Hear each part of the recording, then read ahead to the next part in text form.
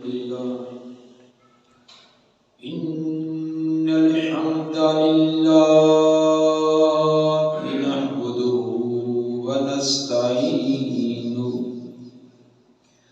نحمده ونستعينه ونستغفره ونعوذ بالله من شرور أنفسنا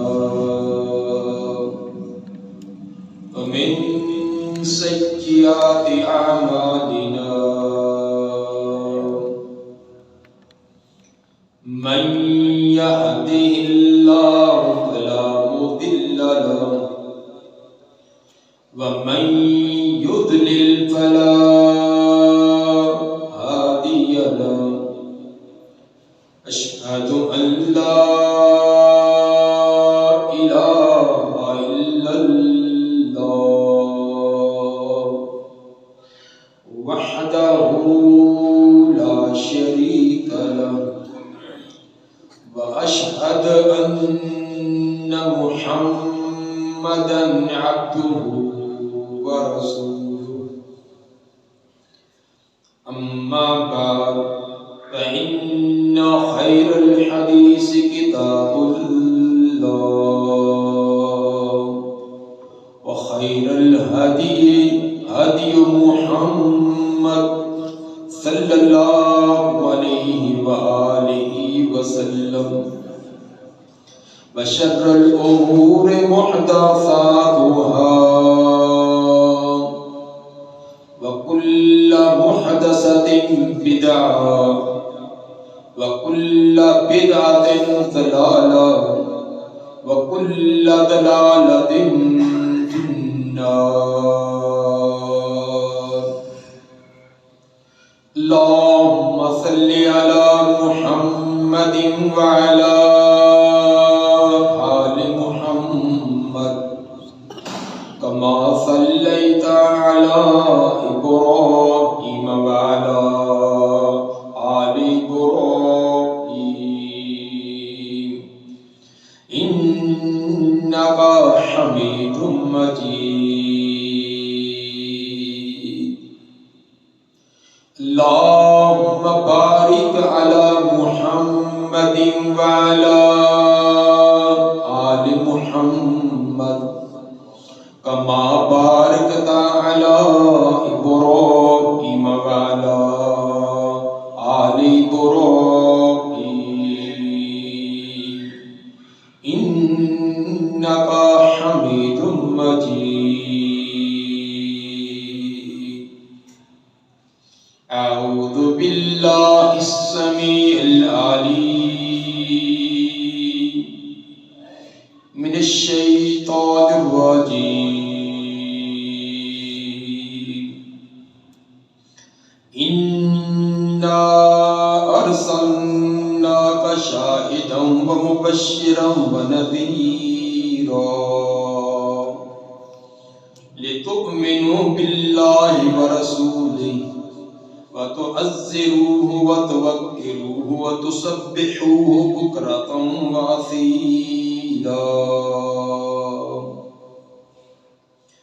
إنا أرسلناك شاهدا ومبشرا ونذيرا.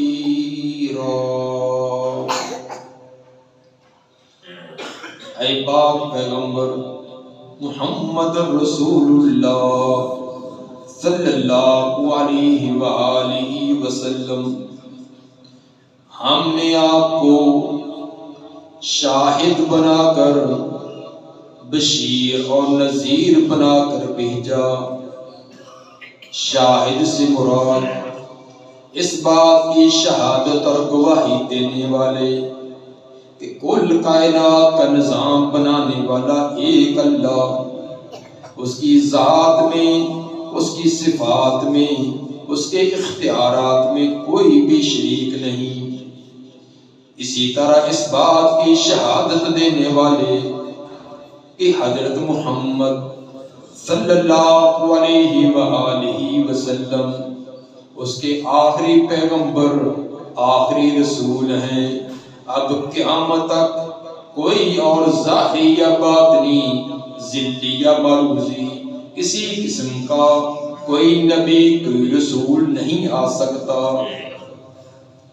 وبشیرا، اور اسی طرح ہم نے آپ کو بشارتیں دینے والے کہ جو بھی پیغمبر کی تعلیمات پر عمل کرے دنیا اور آخرت کی کامیابی کی بشارتیں سنانے والے، وَنَذِيرًا، اسی طرح ڈرانے والے بھی جو پیغمبر کی تعلیمات کا خلاف کریں، اپنی من مانیاں کریں، ان کو دنیا اور آخرت کی ناکامیوں سے اور طرح طرح کی پریشانیاں آنے سے ڈرانے والے۔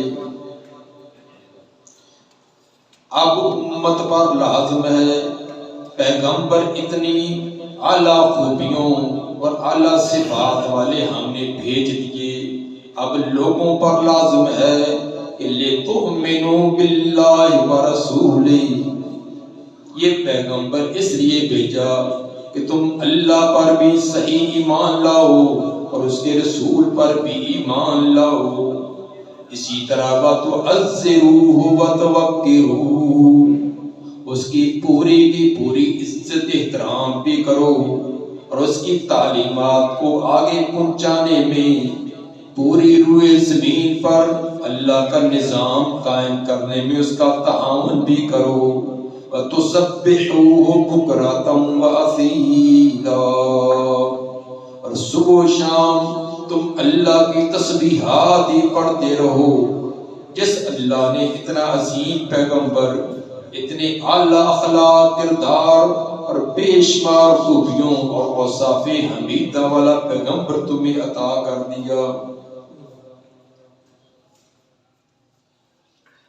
سامعین حضرات، قرآن میں اللہ تعالیٰ کی توحید کے بعد سب سے زیادہ جس بات پر زور دیا گیا ہے، تاکید کی گئی ہے، وہ نبی صلی اللہ علیہ وآلہ وسلم کی فضیلت، مرتبہ، مقام، آپ کی عزت اور آپ کی اطاعت پر ہے،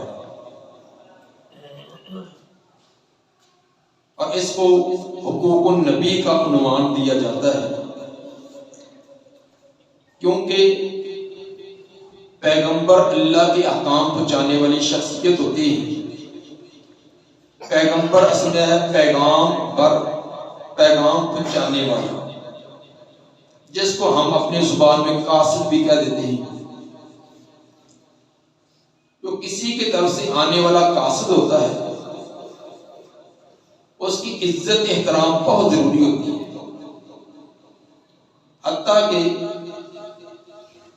دو ملکوں کا، دو قوموں کا آپس میں اتحاد درجے کی عداوت اور دشمنی بھی ہو، تو جو ان کی طرف سے قاصد پہنچتا ہے، اس کی بے حرمتی کرنا، اس کو ذلیل کرنا، اس کو اذیت دینا، یہ کسی کے نزدیک بھی نہ زمانہ جاہلیت میں جائز تھا اور نہ آج تک، کیونکہ قاصد پر بھیجنے والے کو پورا اعتماد ہوتا ہے اور اس کی ذات پر کسی قسم کا حرف نہیں آنا چاہیے۔ تو جو اللہ نے اپنا قاصد بنا کر بھیجا، اپنے پیغام سنانے اور پہنچانے والا بنا کر بھیجا، جب اس کی دل میں عزت احترام نہ ہوگا، انتہا درجے کا اس کی شان، مرتبہ، مقام اس کے دل میں نہ ہوگا، اس کی بات کیسے مانی جائے؟ اس لیے قرآن میں بلکہ تمام اسلامی تعلیمات میں پیغمبر کی عزت احترام پر، اطاعت پر، اتباع پر بہت ہی زور دیا گیا۔ اس سے پہلے ہمارے کئی خطبات اس سلسلے میں تھے کہ پیغمبر کے حقوق جو پیغمبر نے امت کو ادا کرنے تھے۔ چنانچہ آپ بچپن آپ کا کیسا تھا، جوانی کیسی تھی، شادی کا طریقہ، کاروبار، لین دین، معاملات، یہ سب کے سب جو آپ کے ذمے تھے، آپ نے امت کو ادا کر دیا۔ صرف ادا ہی نہیں کر دیا بلکہ ان کا جو پورا کا پورا حق تھا وہ ادا کر دیا۔ اب امت کے ذمے بھی کچھ ہے کہ اپنے پیغمبر کے کچھ حقوق ادا کریں۔ آج کے خطبہ میں یہی بتلایا جائے گا کہ ہم امت نے پیغمبر کے حق کیا ادا کرنے۔ یقینی طور پہ پیغمبر نے تو جو اللہ نے آپ کو دے کر بھیجا تھا، جس مشن کے لیے، جس کام کے لیے وہ آپ یہ سب کا سب پہنچایا، تو اب ہم پیغمبر کے حقوق ادا کرنے میں کہاں تک ہے، کیا کیا حقوق ہے اور ہم کتنے ادا کرتے ہیں، آج کے مختصر وقت میں ہم نے یہ چیز دیکھنی ہے۔ پیغمبر کے کئی حقوق ہمارے ذمہ بنتے ہیں، ان میں سے سب سے بڑا حق یہ ہے کہ صحیح طریقے پر پیغمبر پر ایمان لائے۔ جو سورہ فتح کی آیت آپ کے سامنے شروع میں تلاوت کی، سورہ فتح کی آیت نمبر 8 اور 9، اس میں اللہ تعالی نے یہی فرمایا کہ ہم نے پیغمبر کو شاہد، بشیر اور نذیر بنا کر بھیجا لِتُؤْمِنُوا بِاللَّهِ وَرَسُولِهِ۔ اتنی شان مرتبہ مقام والا پیغمبر بھیجنے کا مقصد کہ اللہ پر جس نے بھیجا ہے اور رسول پر جس کو بھیجا گیا اس پر صحیح ایمان لو۔ پیغمبر پر ایمان لانے کا کیا معنی؟ مختصر یہ عقیدہ رکھنا، زبان سے اقرار بھی کرنا، دل میں اس بات کی تصدیق بھی ہو اور اس کے مطابق عمل بھی ہو کہ حضرت محمد صلی اللہ علیہ وآلہ وسلم اللہ کے آخری پیغمبر اور رسول ہیں۔ قیامت تک اب کوئی پیغمبر، کوئی رسول نہیں آ سکتا۔ پہلے جتنے پیغمبروں کی شریعتیں تھیں، احکام اور مسائل تھے، وہ سب کے سب منسوخ ہو گئے۔ اب شریعت صرف حضرت محمد صلی اللہ علیہ وآلہ وسلم کی قیامت تک جاری و ساری رہے گی۔ ہاں، جو آپ نے احکام پہلی شریعتوں کے آپ نے باقی رکھے، خواہ شریعت موسوی کوئی ہوں، شریعت عیسوی کے ہوں، سیدنا ابراہیم علیہ السلام کے شریعت کے جو احکام آپ نے باقی رکھے ہیں وہ تو چلیں گے، باقی پہلی شریعتیں تمام منسوخ ہوگی۔ اب نبی صلی اللہ علیہ وآلہ وسلم کی شریعت قیامت تک چلے گی اور اسی میں کامیاب ہے۔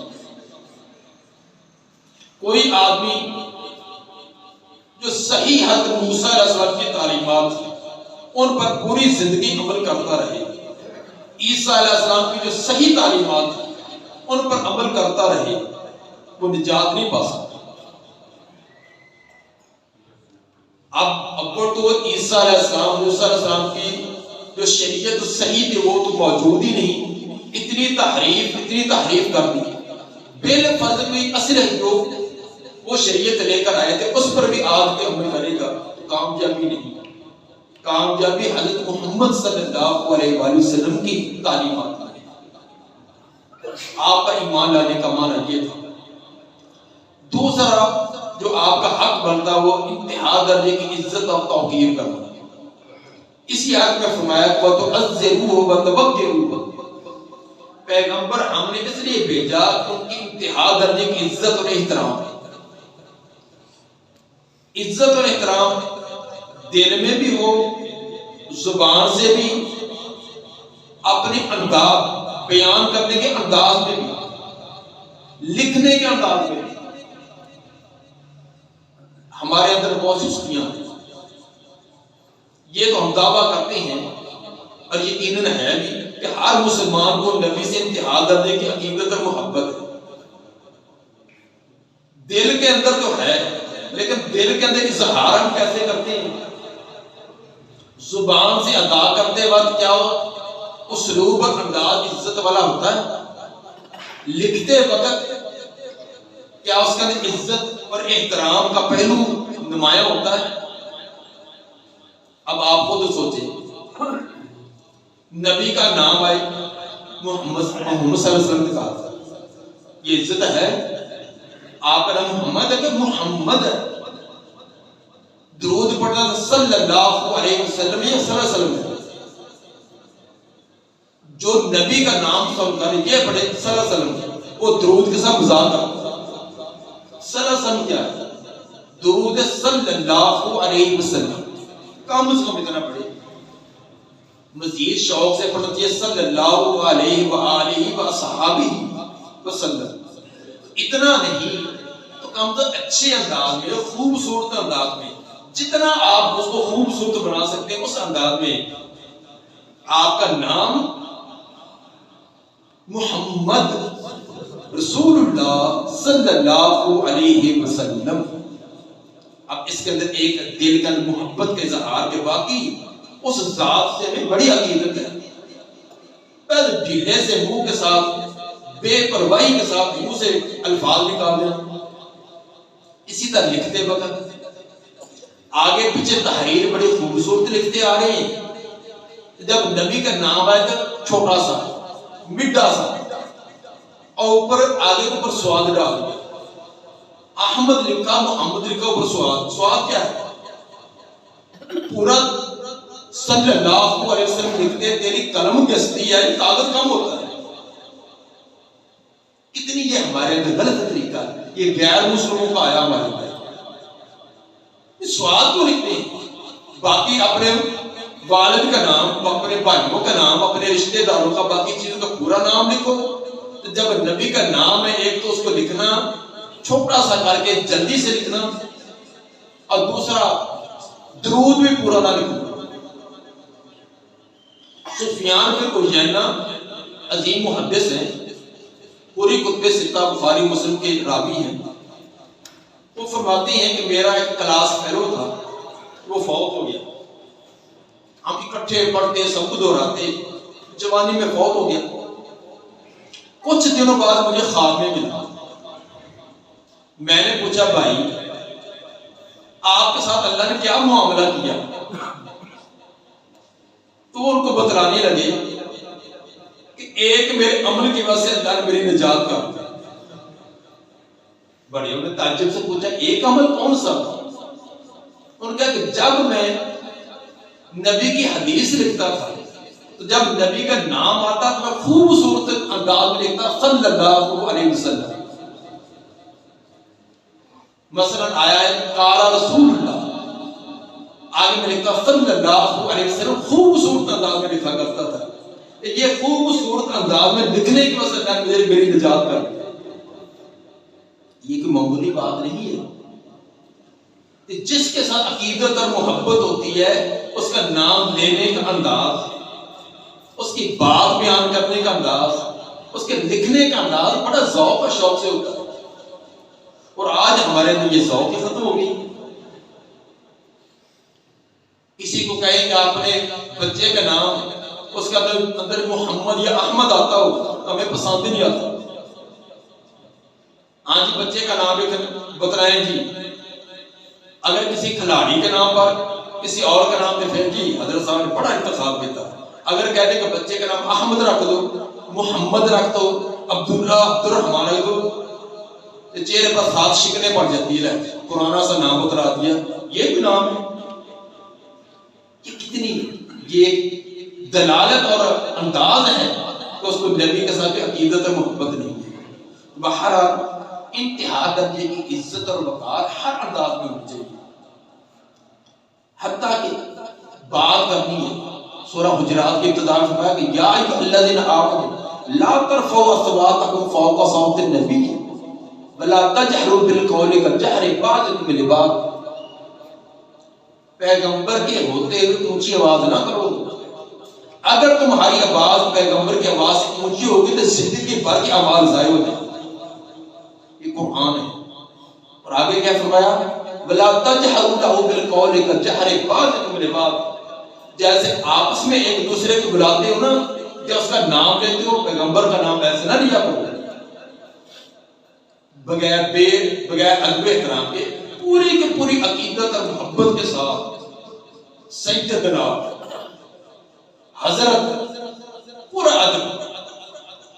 اب میں اگر کسی کو کہوں ہاں بھی میرا نام بتلا، وہ کم از کم اتنا کہے گا مولانا بشیر احمد، یہ صرف کہتے کہ تیرا نام بشیر ہے، بشیر احمد صاحب کو کہے گا نا، احمد کے کتنا میرا دل کرے گا حضرت مولانا کو لفظ آگے صاحب کا لفظ تو کوئی نبی کا نام آ جائے، ہمارے آخری پیغمبر کا نام آ جائے، صحابی تابعی امام بزرگ کا نام آ جائے، تو صرف سادہ سا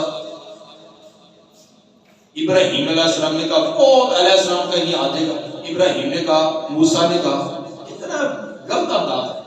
سیدنا ابراہیم علیہ السلام، سیدنا موسیٰ علیہ السلام، سیدنا ابوبکر صدیق رضی اللہ عنہ، سیدنا علی رضی اللہ عنہ، بڑی عقیدت اور محبت، پتہ چلے آپ کو شروع سے کہ اس کو بڑی عقیدت ہے۔ حتیٰ کہ اس انداز سے بھی روک دیا جس لفظ کے اندر نبی کی بے ادبی گستاخی کا کوئی وقت پایا جاتا تھا، اس انداز سے بھی قرآن نے منع کر دیا۔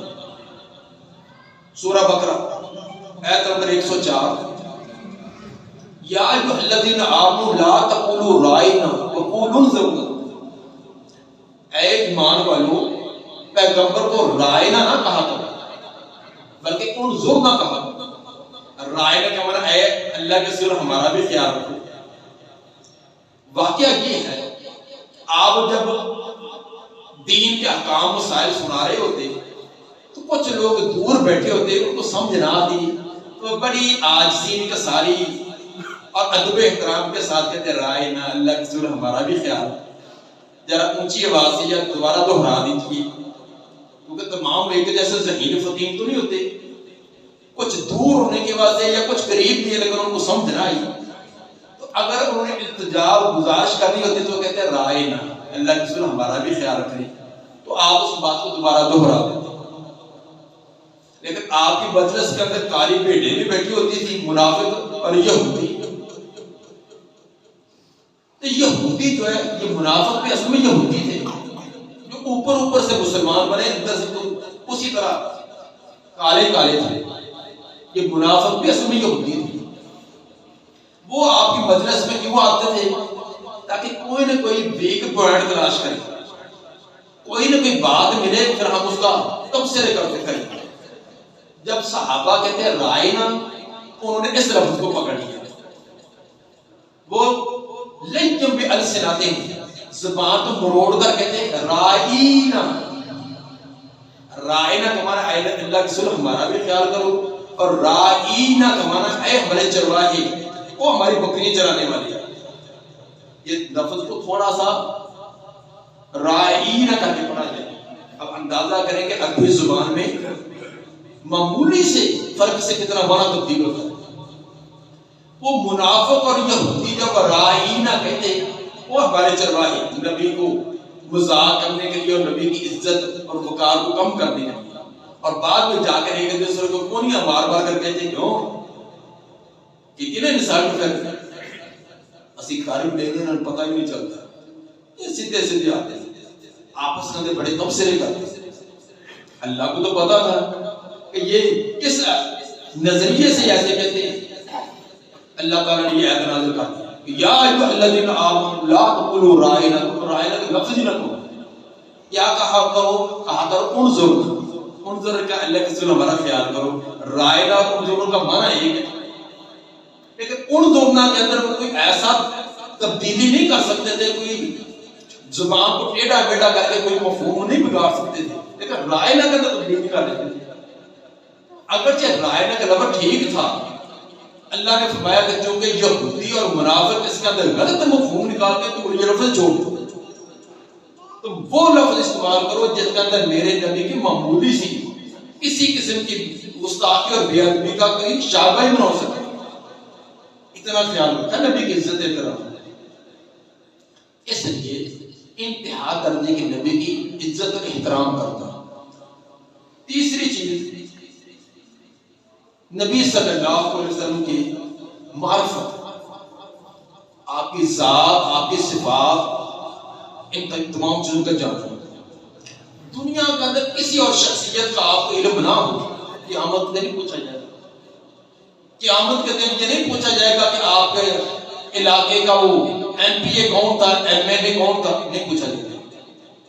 آپ کا وزیر اعلیٰ کون تھا، وزیر اعظم کون تھا، صدر، لیکن نبی کے بارے میں پہلی آخرت کا پہلا مرحلہ قبر میں پوچھا جائے گا من نبی ہوگا، تیرا نبی کون تھا؟ جس کو نبی کا پتہ ہی نہیں، جیسے بخاری کے روایت ہے، منافق کیا کہے گا، ہاں لا ادری، مجھے تو کوئی پتہ نہیں، نہ نبی کی ذات کو، نہ صفات کو، نہ کہ آپ کی تعلیمات کو جاننا ہی نہیں، تو کیا بتلائے گا؟ اس لیے نبی کے ذات اور آپ کی صفات، ان معاملات کو جاننا پہچاننا یہ لازم ہے، اور قیامت کے دن اس کے بارے میں سوال ہوگا، رضیت باللہ رب و بالاسلام دین و بمحمد نبی، یہ عقیدہ اپنا لازمی ہے کہ حضرت محمد صلی اللہ علیہ وسلم ہمارے نبی و رسول ہیں۔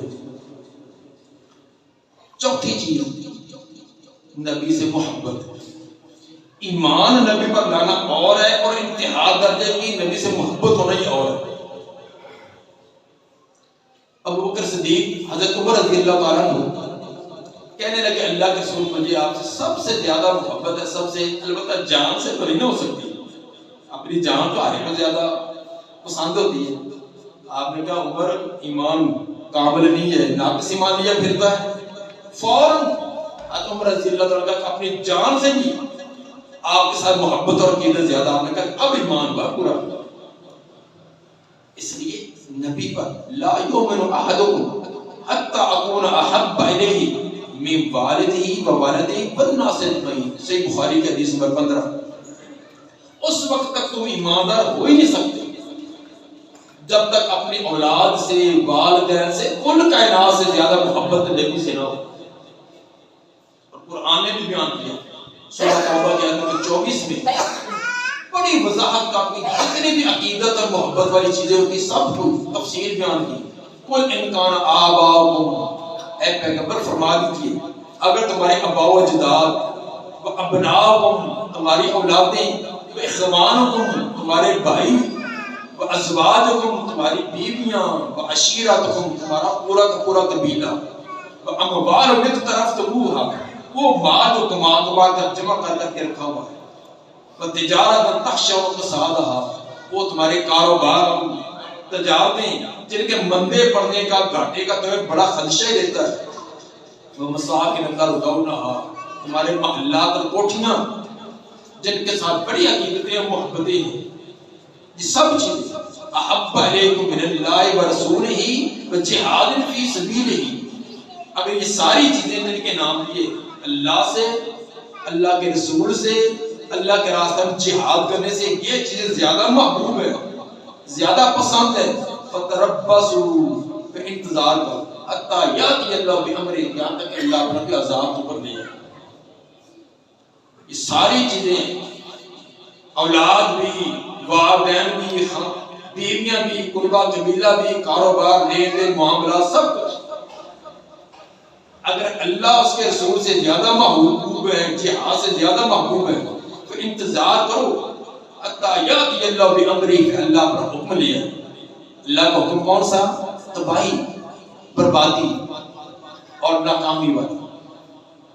اس لیے نبی صلی اللہ علیہ وسلم سے عقیدت اور محبت سب سے زیادہ بڑھ گئی۔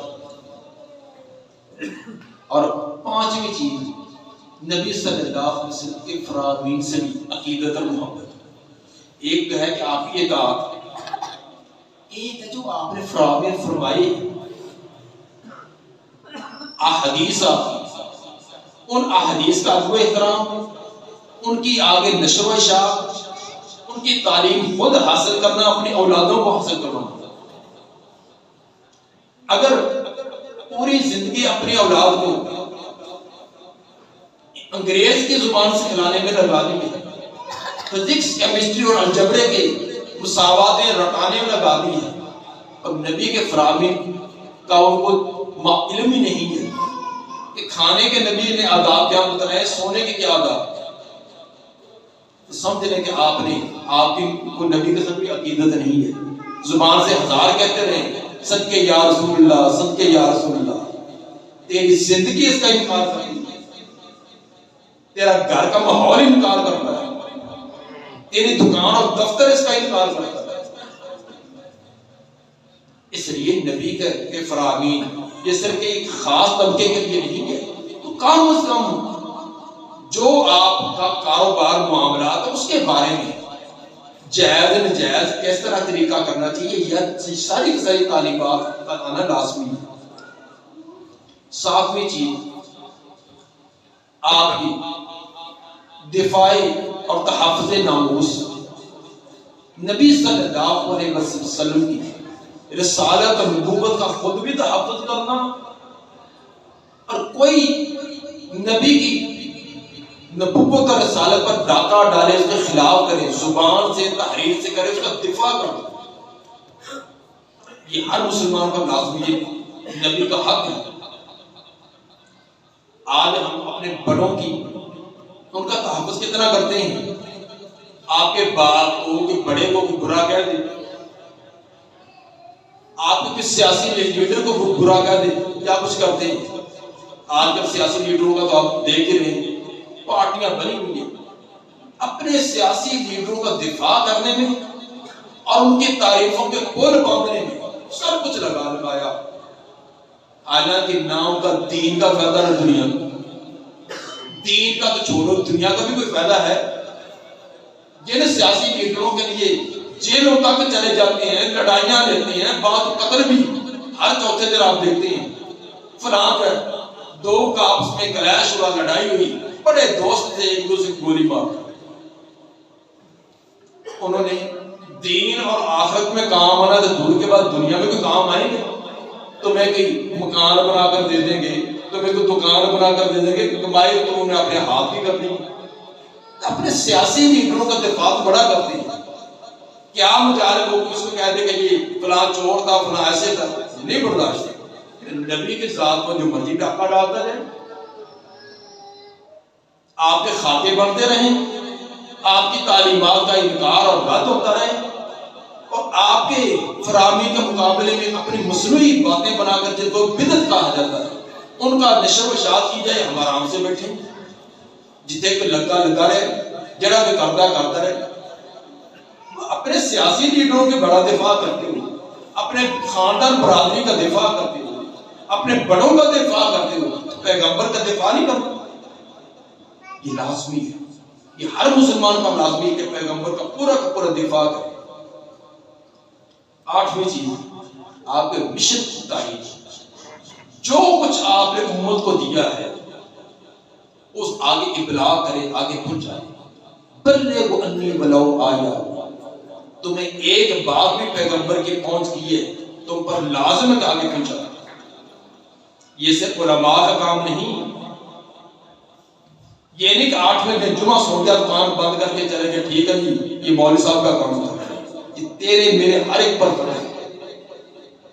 اپنی وسعت کے مطابق جتنی آپ کی اختیار میں افراد ہیں، کوئی ٹیچر ہے تو اسکول میں، کوئی ڈاکٹر ہے تو اپنے مریضوں کو، کوئی دکاندار ہے تو اپنے گاہکوں کو، دنیا کے معاملوں میں ڈیل کرنے کے لیے تو پوری کوشش کرتی ہے، تو دین کے لیے بھی کچھ کرے. اس لیے پیغمبر کے مشن کو آگے ابلاغ کرنا، پہنچانا، یہ بھی امت کے ذمہ ہے. نویں چیز نبی پر کثرت سے درود پڑھنا. ان اللہ و ملائکۃ یصلون علی النبی، اللہ خود، اللہ کے سارے فرشتے پیغمبر پر درود پڑھ رہے ہیں، سلام پڑھ رہے ہیں. اللہ کا درود کیسے؟ اللہ کا درود رحمتیں بھیجنا، فرشتوں اور مخلوق کا درود، اللہ درود رحمت کے لیے دعائیں کرنا. یا ایھا الذین آمنوا صلوا علیہ وسلموا تسلیما، اے ایمان والو تم بھی درود و سلام کثرت سے بھیجا. پیغمبر نے اپنا حق ادا کرنے کے لیے کیا کچھ کیا؟ آپ نے دنیا کا ہر غم اور تکلیف مول لی ہے پیغمبر امت کو اللہ کے پیغام دینے کے لیے.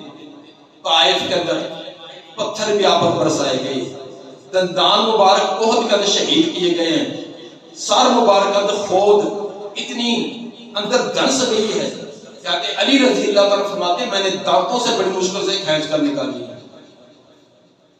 علاقہ چھوڑنا پڑا ہے، حالانکہ نہ آپ نے کبھی کسی کو برا کہا، نہ کسی کی ایک پیسے کی خیانت کی، نہ بھی، بلکہ سارے آپ کو ساتھ کو امین کہتے ہیں. یہ تمام دشمنیاں عداوتیں کس وجہ سے؟ امت کو اللہ کا پیغام پہنچانا۔ آپ نے تو سارے گام لے کر اللہ کے پیغام پہنچائے، امت کے ذمہ میں تو کچھ بنتا ہے یا نہیں؟ اور امت اتنا بھی نہیں کر سکتی کہ 24 گھنٹوں میں کہ آدھا گھنٹہ 20 منٹ نکال کر پیغمبر پر درود ہی پڑے۔ اگر ہم سب میں سے جو ماشاءاللہ نمازی ہیں، دیندار ہیں، اگر پوچھا جائے کہ 24 گھنٹوں میں سے آدھا گھنٹہ نہیں، 20 منٹ نہیں، صرف 10 منٹ کون نکالتا ہے؟ روزانہ 10 منٹ نکالے، باوضو ہو کر، قبلہ رخ ہو کر، توجہ سے درود شریف پڑھتا ہو، شاید بھی ایک آدھا ہو، وہ بھی شاید ہو۔ یہ نبی سے عقیدت ہے؟ یہ نبی کا حق ادا کر رہے ہیں؟ نعرے لگانے میں، دعوے کرنے میں پتہ نہیں اتنے بڑے دعوے ہوتے ہیں کہ کائنات میں ہم سے زیادہ تو نبی کا عقیدت و محبت رکھنے والا کوئی ہے ہی نہیں، لیکن عملی طور پر درود کون پڑھتا ہے؟ اس لیے میرے بھائی کم از کم اور نہیں کم از کم جمعے کا دن نکالو، جمعے کا دن بڑا نبی پر درود پڑھنے کی بڑی ترغیب دلائی گئی ہے۔ تو کم از کم جمعہ شروع ہونے سے پہلے، جمعہ جو ہمارا 12:35 پر ہوتا، آپ 12 بجے پہنچے، 2-4 رکعتیں پڑھے، 10 منٹ مقرر کر رہے ہیں کہ میں نے جمعے کے دن پہلے آ کر لازمی درود ہی پڑھا، کوئی کسی سے بات نہیں، کوئی موبائل نہیں، سب کچھ بند ہے، صرف بڑی توجہ کے ساتھ درود خشوع خضوع سے پڑھو۔ اگر اتنا ہی نہیں تو چلو جمعے کے بعد ہی بیٹھ جائیں، عصر کے بعد ہی بیٹھ جائیں، لیکن کرے گا۔ آخری بات، نبی کا خاندان، آپ کے صحابہ، آپ کے ازواج مطہرات، ان کی عزت احترام، یہ نبی کا حق بنتا ہے امت پر کہ جیسے ہمارا کوئی قومی کام کرنے والا کوئی بڑا لیڈر ہوتا ہے، ان کی اولاد کے لیے، اس کے خاندان کے لیے، اس کی پوری زندگی کے لیے کیا کچھ ان کو پروٹوکول دیے جاتے ہیں۔ اس نے جی 40 سال یہ کام کیا ملک کے لیے، 30 سال کیا، تو ایک کارنامہ سر انجام دیا تو اس کو کیا کچھ ملتا ہے؟ تو ہم پیغمبر کی، آپ کی بیویوں پر طرح طرح کے الزام ہوں، آپ کے خاندان پر ہوں اور آپ کے صحابہ پر ہوں، ہمارے کبھی کیوں بھی نہ رہیں گے؟ یہ دفاع کرنا ہم پر لازم ہے۔ یہ 10 حقوق جو مختصر انداز میں بیان کیے، ان کو ہم دیکھیں کہ ان پر کتنا ہم عمل کر رہے ہیں اور کیا ہمارے پروگراموں کے اندر اس کو ہم نے ترتیب دیا ہے۔ اللہ تعالیٰ سے دعا ہے کہ نبی صلی اللہ علیہ وسلم کے حقوق جو امت پر آتے ہیں وہ ادا کرنے کے ہمیں توفیق عطا فرمائے، تاکہ باقی سستیاں، کوتاہیاں عملیاں ہمارے اندر ہزاروں سے ہی، تو کم از کم یہ تھوڑے بہت حقوق ادا کرنے کے واسطے ممکن ہے یہی نجات کا ذریعہ بن جائے۔ جس تک سفیان بن عیینہ رحمۃ اللہ کے ایک کلاس فیلو ساتھی کہ وہ ایک خوبی پسند آ گئی، اللہ تعالیٰ نے جس کو اس کی وجہ سے نجات دے دی۔ سبحان ربک رب العزت عما یصفون والسلام علی المرسلین والحمد للہ۔